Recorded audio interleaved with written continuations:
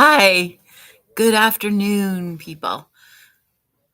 It's so fun to have people already here and waiting. So say hello so that we know that you're here. It is Monday, April 4th, 2022, and my name is Linda Daniels, and I am the person responsible for all of this inside Northampton Wolves. For those of you that don't know, we're a little shop in downtown Northampton, Mass, home to Smith College and a bunch of other stuff, a real artsy kind of community. Hi, Eileen.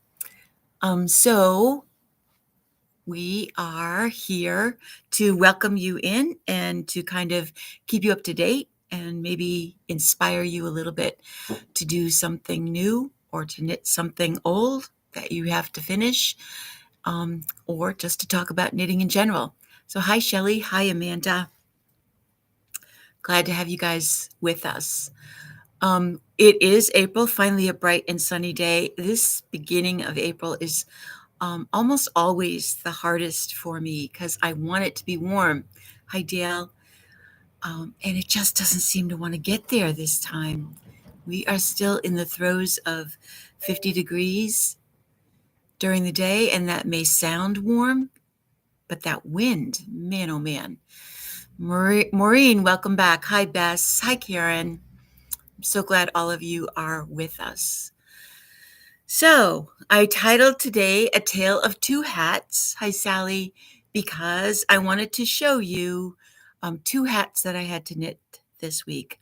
A couple of weeks ago, we had a young man come in who wanted to order a hat, with specific colors. Hi, Linda. And he chose the colors and sort of described the hat that he wanted. And I said, yeah, I can do that. And I took all the notes, took his name and phone number, took the yarn down, and took the yarn home and didn't take the notes. And I was at a place at home one day where I wanted to start the hat, but I didn't have the notes written down that were there to tell me just what I needed to do and exactly what he wanted. I remembered kind of, but not completely. And so I went ahead and just made a normal looking hat, which is this one. So it's just a regular watch cap. I know the picture that I put out on both Instagram and today's thing made the top look blue, but it's really green.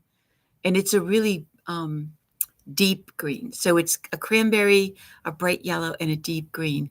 And we just did a regular ribbing, regular watch cap. So the bottom will fold up and he'll basically wear it like that. And I knew when I finished it wasn't completely right. And this is a worsted weight yarn. This is the Jody Long yarn. And I just did it on a size 7 needle, figuring that was the appropriate size. And when I came back to work the next day after finishing it, I looked at my notes and said, this isn't going to be right. It's a decent enough hat and he can certainly wear it. It will fit him, but he wanted it tightly knit.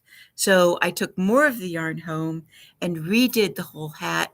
Plus he had wanted a really flat top, which is what the second hat has. So this is the same exact yarn in a knit 2 purl 2 ribbing, but knit with a much smaller needle, which means that you can really see the difference when I hold the two ends up together. So same knitter, same yarn, but different needle. And that's what gauge is all about. How many stitches per inch do you get? Now the smaller hat is still going to fit. It's just a tighter, firmer fabric. And it's going to fit fine. Doesn't it look cute? It's a nice looking hat. And this is more of what he wanted. Like I said, there's nothing wrong with this one. It's just not the firmness that he needed to do. And so when we talk about gauge, you always hear people lecture you or talk to you about how many stitches per inch you're getting, and you need to match the gauge to what the pattern says, never mind what the yarn says. It's all, gauge is really all about the needle.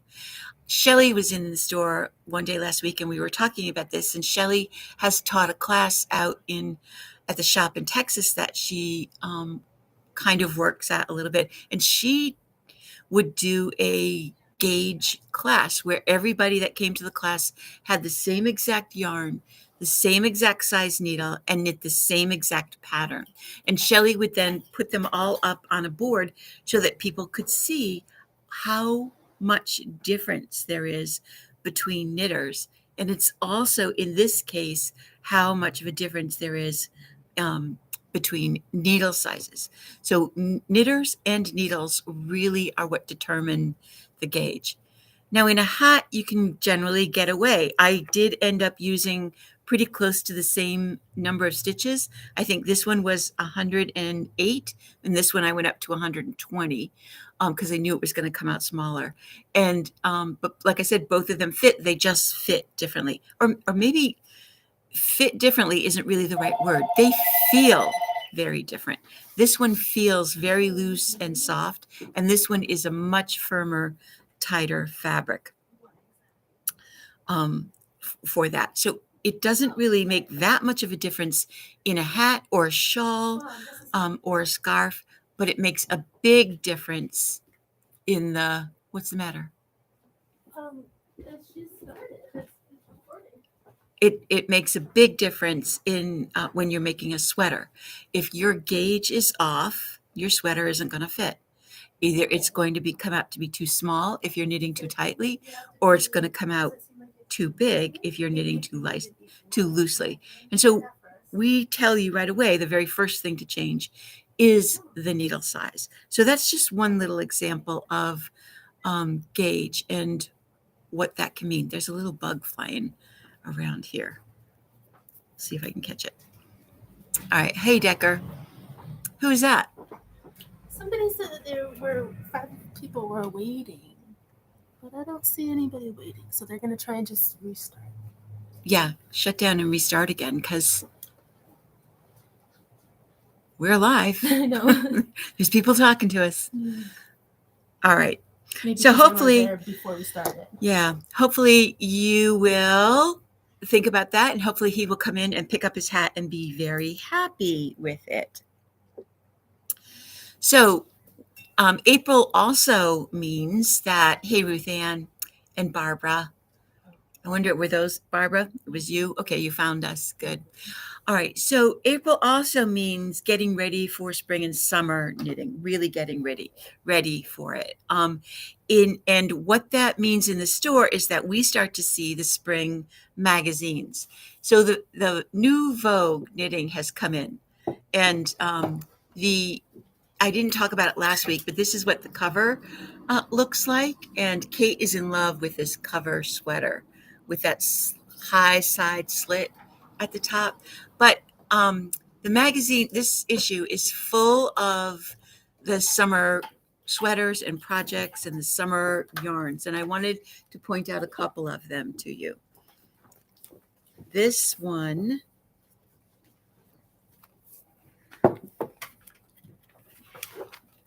is a really easy but big jackety kind of sweater, really easy to knit, not a whole lot of shaping to do. It's a yarn over stitch, so it will go pretty quickly, and just one of those really easy to wear things. And I pulled out one of the new cottons that we got from Jody Long. This is called Cottontails. It's a little bit of a brushed cotton and really, really soft. It will have a lot of drape and be really, really nice in that sweater pattern. And then the other one that I wanted to show you, I needed to talk about this one because we're seeing a lot of this. So really nice sweater with a bit of a bell sleeve. They are still really popular, but she also designed shorts to go with it. Now, I don't know that many people that would either knit, number one, or wear, number two. Although Kate did. I knitted them. She knitted them, but she never, ever wore them because it's just kind of weird. I'm sorry, but knit shorts are just a little bit too out there. But we're seeing a lot of them right now. They are showing up all over Ravelry and all over every place. And then there was this one. This scarf is very similar to a class that we've done a little while ago. This is done with all short rows, but it's a big rectangular scarf. This one I really like.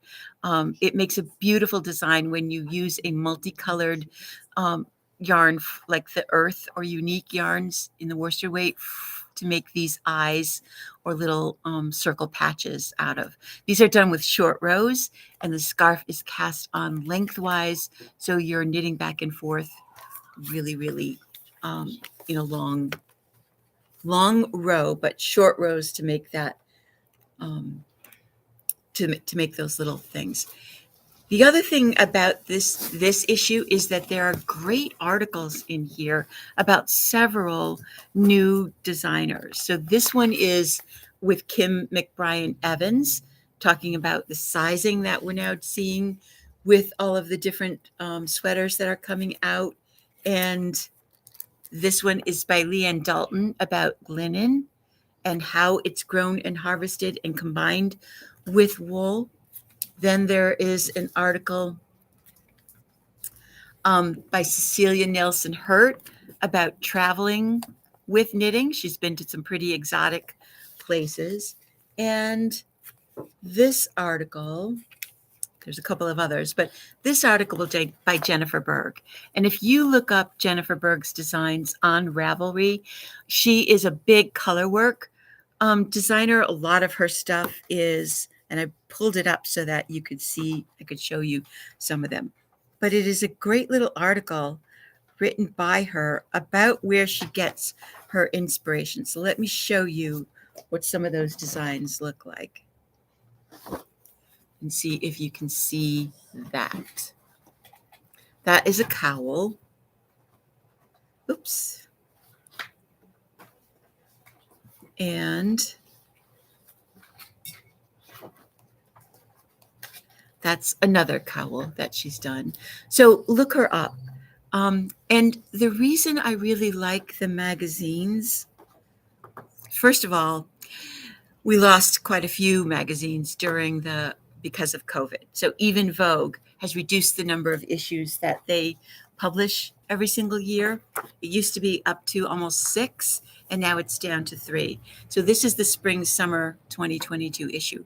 It gives you a little bit of a different look into what's going on in the knitting world.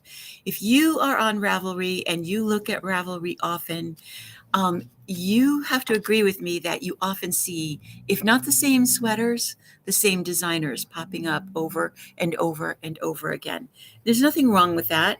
They're great designers. They're publishing really popular designs. And if something shows up on Instagram, it can drive a certain designer or pattern and into the first page of Ravelry just because a lot of people are checking it out.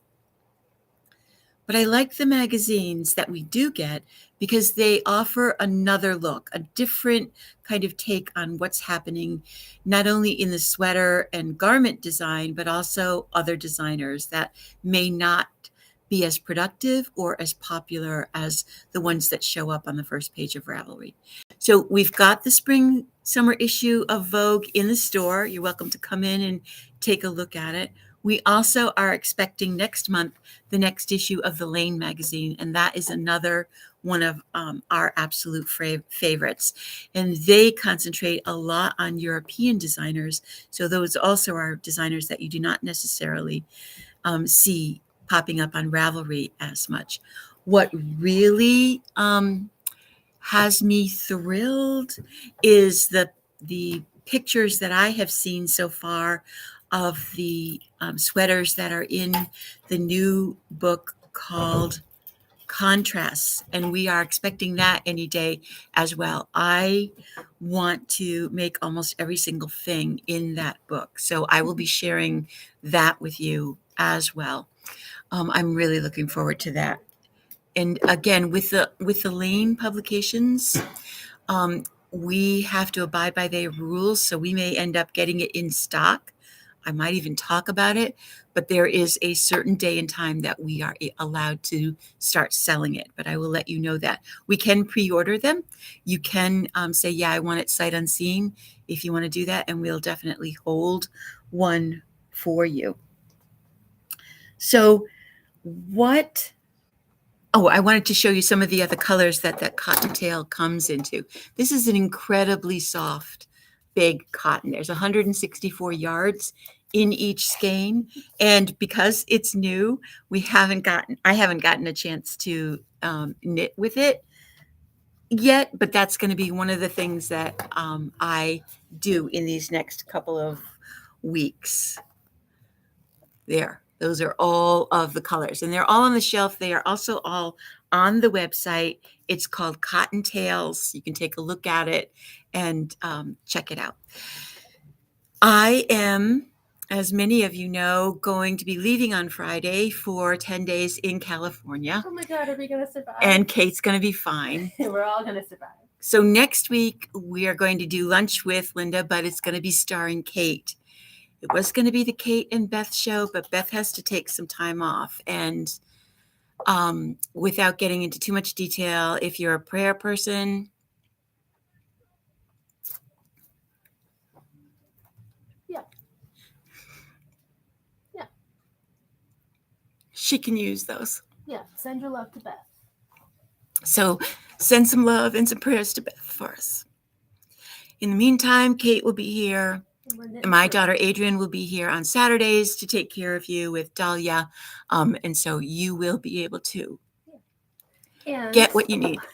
This is going to come over and give you a little hug and remind us that we all knit through it. Right? Hey, that's right. And since you're here, this is also what I wanted to talk about. So that will make me happy. I'm on my lapel. I got a fancy new pin. Do you recognize it? Exactly. We got in a really special order of enamel Northampton Wools pins. They have two little buttons on the back.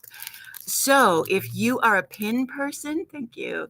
If you are a pin person, you will want to get your hands on one of these. We are selling them.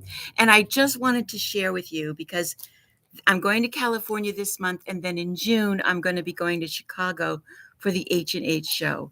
And this is the kind of pin that I end up collecting. I dug out my TNNA badge holder, and every year at the trade show, they would make a little pin for that year's show. And this isn't even all of them because I went every single year. So I have this one and I have another one full too, but they all need to be moved onto a bag. So if you're a pin collector, we have a special Northampton Wools pin for you. If you're not, you're not, but on a bag, on a lapel, it's kind of a fun little thing, fun little project, fun little thing to have. Okay, so I talked about all of that. I think actually that is going to be it. I finished up the ranunculus class yesterday, so almost everybody in that class has split for the underarm and is knitting away on the body. We've got a lot of yes, Karen, I will save you one. And Bess, the H&H show is for the trade instead of TNNA. H&H, I don't, Jen, do you know what they stand for? H&H? I don't even know. Something in hobby. Yeah, it's something in hobby, but it's a big needle art. It's taking the place of the trade show that has gone by the wayside because of COVID. Yeah, we've got about 100 pins, so they will be here for a little bit, maybe not too long, I hope, and I'll have to reorder them. They are available on the website. And Kate did put them up on the website. You can order them there, and we'll either hold it for you to pick up or we can stick it in the mail to you. But I feel like I was in the middle of a sentence. Oh, I'm sorry. I always do that. So I'm going to the show in June. That's what I was talking about. Oh dear. Chicago? In Chicago. Yeah. And that's what I was going to talk about, talking about finishing projects. So the all of the classes that I have had scheduled before are nearing completion. It was the ranunculus class and the sea glass sweater class.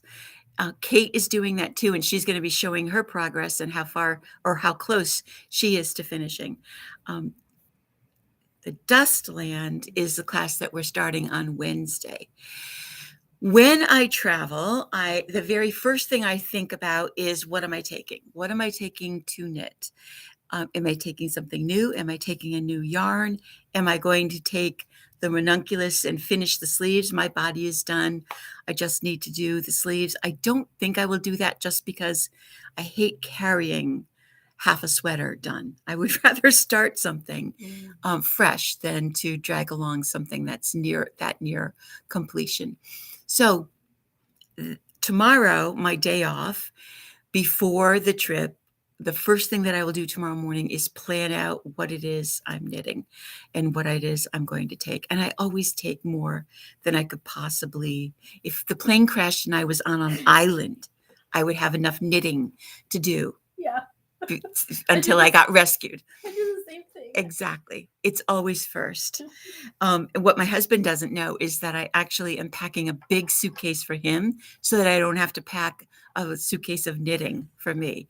So he and I will share a suitcase of clothes, and then I will take my suitcase of knitting. So, Handicraft and hobby. okay, the H&H stands for handicraft and hobby, but it's mostly going to be fiber related. It's going to be needlework, embroidery, weaving, and obviously knitting as well. So I am going to hopefully have some fun posting from there, but that's down the road. That's not until June. In the meantime, we need to get through April, just like we got through March. Next week, on Monday, like I said, I will be in California, but I will be sending out probably on Tuesday the email with April's free pattern. I should have the project done by then, and hopefully some of you will be intrigued enough to come in and get some yarn and try that. In the meantime, I wanted to tell you all of that to end today with not go knit something, but to go finish something. Because if you finish something, then you will feel good about having room and space and time to start something. All right, everybody. So prayers for Beth, please. And I hope you tune in next week and give some love and support to Kate as well. So take care, and I'll see you in 2 weeks. Bye. You are so